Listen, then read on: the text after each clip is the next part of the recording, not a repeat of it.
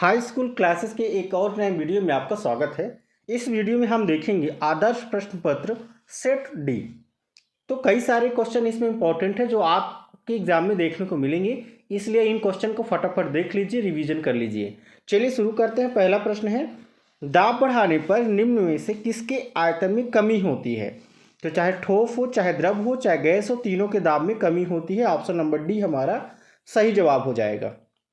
अगला प्रश्न है, क्लोरीन निगेटिव आयन में संयोजकता इलेक्ट्रॉनों की संख्या कितनी होगी? तो संयोजकता इलेक्ट्रॉनों की संख्या 8 हो जाएगी। रुधिर किस प्रकार का ऊतक है?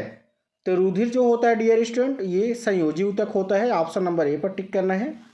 इसके बाद अगले प्रश्न है आप लोग के सामने, प्रश्न क्रमांक 4। क्या लिखा हुआ है? यदि एक वस्तु का वेग प्रारंभिक वेग u है, t सेकेंड बाद अंतिम वेग v हो जाता है, तो त्वरण क्या होता है? त्वरण क्या होता है? अंतिम वेग माइनस प्रारंभिक वेग और बटे में समय अंतराल। Option number A. किसी वस्तु में उसकी गति के कारण निहित ऊर्जा को क्या कहा जाता है? तो गति के कारण निहित ऊर्जा को क्या कहा जाता है डियर स्टूडेंट? ये कहा जाता है गतिज ऊर्जा। Option number C. अगला प्रश्न है आप लोगों के सामने, ध्वनि वेग आवृत्ति वेग म्यू, आवृत्ति म्यू तथा तरंग दैर्घ्य लैम्डा में क्या संबंध होता है? ठीक है, तो डियर स्टूडेंट v बराबर होता है लैम्डा म्यू। क्या होता है आपका? ऑप्शन नंबर ए पर आपको टिक करना है। ठीक है, चलते हैं अगले प्रश्नों पे। अगला प्रश्न है आप लोग का, रिक्त स्थानों की पूर्ति कीजिए, जिसमें पहला प्रश्न है, ताप बढ़ाने पर कणों की गतिज ऊर्जा क्या होती है? तो कणों की गतिज ऊर्जा क्या होती है? बढ़ती है। जितनी ज़्यादा ताप होगा कण उतनी ज़्यादा से क्या करेंगे? विचलित होंगे यहाँ से वहाँ। ठीक है, गति करेंगे। मिल्क ऑफ मैग्नीशिया का परिक्षेपण माध्यम, तो आपको इसमें लिखना है द्रव। क्या लिखना है? द्रव। गुणसूत्र किसके बने होते हैं? तो DNA के बने होते हैं। ठीक है, हमारे शरीर में गति के लिए कौन से ऊतक पाए जाते हैं? तो आपको लिखना है पेशीय ऊतक। कौन से ऊतक? पेशीय ऊतक पाए जाते हैं। किसी वस्तु का सभी स्थानों पर एक समान नहीं रहता है, तो आपको लिखना है द्रव्यमान। ठीक है, जैसे चंद्रमा पर द्रव्यमान अलग होगा, ठीक है, पृथ्वी पर द्रव्यमान अलग होगा, पृथ्वी के केंद्र पर अलग होगा। कार बराबर होता है बल गुणित विस्थापन। क्या होता है? बल गुणित विस्थापन। चलते हैं अगले प्रश्न पे, सत्य या असत्य देख लेते हैं। क्या लिखा हुआ है? पदार्थ की अवस्थाएं अंतः परिवर्तित होती हैं, तो असत्य हो जाएगा। अगला प्रश्न है, विलयन की सांद्रता उसके इकाई आयतन या विलायक के इकाई द्रव्यमान में उपस्थित विलय की मात्रा है, तो ये भी क्या हो जाएगा? सत्य हो जाएगा। द्रव्यमान संरक्षण के नियमानुसार किसी रासायनिक अभिक्रिया में द्रव्यमान को ना तो उत्पन्न किया जा सकता है ना ही नष्ट किया जा सकता है। ये स्टेटमेंट आपका सही है। अगला, हृदय पेशी केवल कंकाल से जुड़ी होती है, असत्य है। बल एक अदिश राशि है, तो ये स्टेटमेंट आपका असत्य हो जाएगा क्योंकि बल सदिश राशि है। पौधों को पोषक पदार्थ हवा, पानी तथा मिट्टी से प्राप्त होते हैं, सही बात है। ठीक है, अब चलते हैं, देख लेते हैं, सही जोड़ी बनाइए। दाब का मात्रक क्या होता है? तो पास्कल होता है। क्लोराइड आयन Cl निगेटिव होता है। प्रोटियम और ड्यूटेरियम जो होते हैं समस्थानिक होते हैं हाइड्रोजन के। कोशिका भित्त किसकी बनी होती है? सेल्यूलोज की। लोलक की गति होती है सरल आवर्ती गति, और दूध की शुद्धता मापी जाती है लेक्टोमीटर से। तो ये आपके रहे सही जोड़ी वाले प्रश्न। इसके बाद देख लेते हैं एक शब्द या एक वाक्य में उत्तर।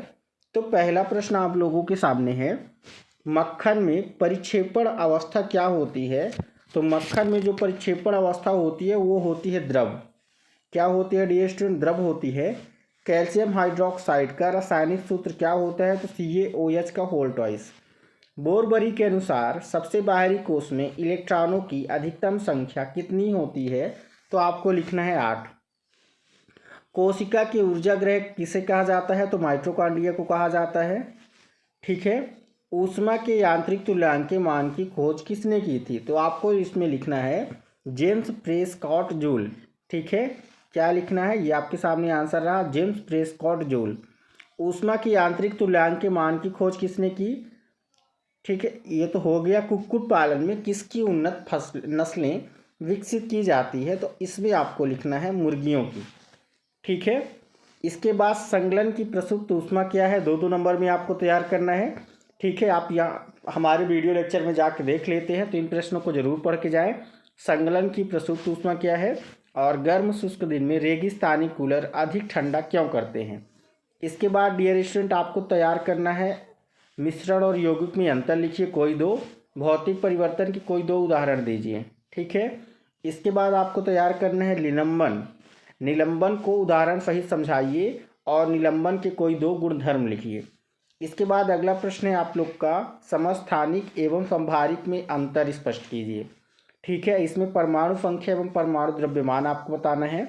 अगले प्रश्न पे थॉम्सन का परमाणु मॉडल लिखिए और कार्बन और सोडियम के परमाणुओं का इलेक्ट्रॉनिक वितरण लिखिए, मतलब इलेक्ट्रॉनिक विन्यास लिखना है। अगला प्रश्न आप लोग के सामने है हृदय पेशी का विशेष कार्य लिखिए और इसकी अथवा में है न्यूरॉन का नामांकित चित्र बनाइए। दोनों क्वेश्चन आपके एग्जाम में देखने को मिलेंगे। अगले प्रश्न पे चलते हैं। अगला प्रश्न है ऐच्छिक एवं अनैच्छिक पेशियों में कोई दो अंतर लिखिए। एरियोलर संयोजी ऊतक के कोई दो कार्य लिखिए। इसके बाद अगला प्रश्न है एक समान गति से आप क्या समझते हैं, उदाहरण सहित समझाइए और अथवा में है चाल एवं वेग में अंतर लिखिए। बस की छत पर रखे सामान को रस्सी से क्यों बांधा जाता है और अथवा में है समान आकार एवं समान आयतन वाले एल्यूमिनियम, स्टील एवं काष्ठ से बने हुए तीन ठोस हैं, इनमें से किसका जड़त्व सर्वाधिक होगा और क्यों। घर्षण कम करने के कोई दो उपाय लिखिए। ठीक है। इसके अथवा में है एक अग्निशमक कर्मचारी को तीव्र गति से बहुतायत मात्रा में पानी फेंकने वाले। ठीक है, ये प्रश्न आपको तैयार करना है। इसके बाद मुक्त पतन क्या है, इसको पढ़ के जाना है। आर्किमिडीज का सिद्धांत पढ़ना है। इसके बाद आपको पढ़ना है गुरुत्वीय त्वरण और गुरुत्वीय नियतांक में कोई दो अंतर, स्मॉल जी और कैपिटल जी में। उपप्लावकता किसे कहते हैं, ये तैयार करना है। प्रीकैरियोटिक और यूकैरियोटिक की कोशिका में अंतर तैयार करना है। इसके बाद अंतः प्रदब्धी जलिका का सचित्र वर्णन करना है। ठीक है। अगले प्रश्न में आपको गतिज ऊर्जा एवं स्थितिज ऊर्जा में अंतर स्पष्ट करना है और अथवा में प्रश्न है एक यदि किसी कार का द्रव्यमान 1500 किलोग्राम है तो उसके वेग को 20 किलोमीटर ठीक है प्रति आवर से 60 किलोमीटर प्रति आवर तक बढ़ाने में कितना कार्य करना पड़ेगा। खाद एवं उर्वरक के गुणों की तुलना कीजिए। हरी खाद क्या है, इसके लाभ लिखिए। ठीक है। इसके बाद द्रव्यमान ये हो गया आपका। ठीक है। इसमें क्या करना था, द्रव्यमानों के संदर्भ में अनुपात का परिकलन करना है। ठीक है। इसके बाद ये आपका आंकिक प्रश्न रहा, इनको भी पढ़ के जाना है। आंकिक प्रश्न आपके एग्जाम में जरूर देखने को मिलेंगे, तो ये 4 नंबर के आपके आंकिक प्रश्न रहे, इनको भी देख लीजिए।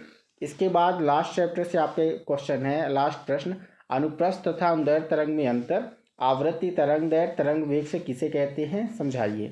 तो डियर स्टूडेंट इन सारे प्रश्नों को पढ़ के जाइएगा। डेफिनेटली कई सारे प्रश्न इन्हीं प्रश्नों से आपके एग्जाम में देखने को मिलेंगे, चाहे आपका पेपर किसी भी सेट का हो।